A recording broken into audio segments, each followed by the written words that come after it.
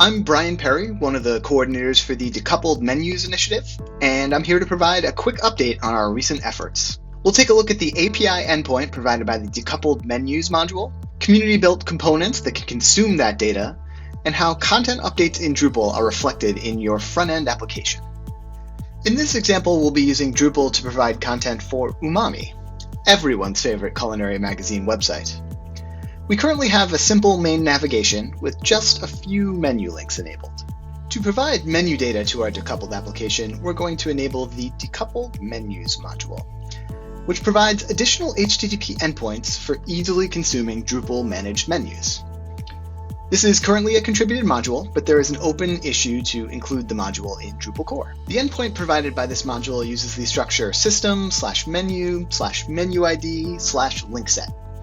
So we can take a look at the response for the main menu and see our menu links. The endpoint also respects authorization and permissions, so if I make a request for the account menu as an unauthenticated user, I will only get back the login link.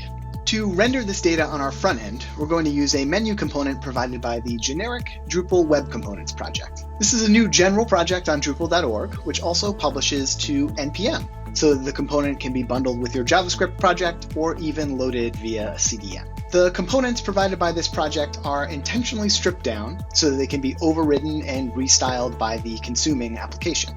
Since they are web components, they can be used with any JavaScript framework, even Twig. Here's our menu component rendered in a Next.js site. The component is restyled and displays the menu links provided by the Decoupled Menus endpoint. Let's take a look at what the experience would be like for a content editor who wants to make menu updates for our decoupled site. We'll add a new About link under the top level of the main menu. And then additionally, we'll reorder a few things. We'll move the About link up higher in the menu and also enable some submenu items under Articles. So now, when I go back to my server-side rendered Next.js application and reload the page, my menu edits are reflected automatically.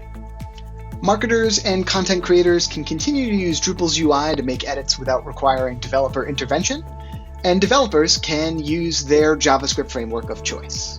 A number of contributors have also created other variations on menu components in order to validate this new menu endpoint. Here's an interactive example using Svelte that shows code side by side with menu output. There's an alternative presentation built with React and Next.js that we see here. Another menu component using React Bootstrap, which we see here in the mobile presentation, and even an alternative web component example that uses a separate web component library. A huge thanks to all of our contributors thus far. We still have work to do to get this menu endpoint into core, are looking for some help improving the documentation, and we'd like to move on to building Drupal-friendly components beyond menus. Join us in the Decoupled Menus Initiative channel on Drupal Slack. We'd love to have your help.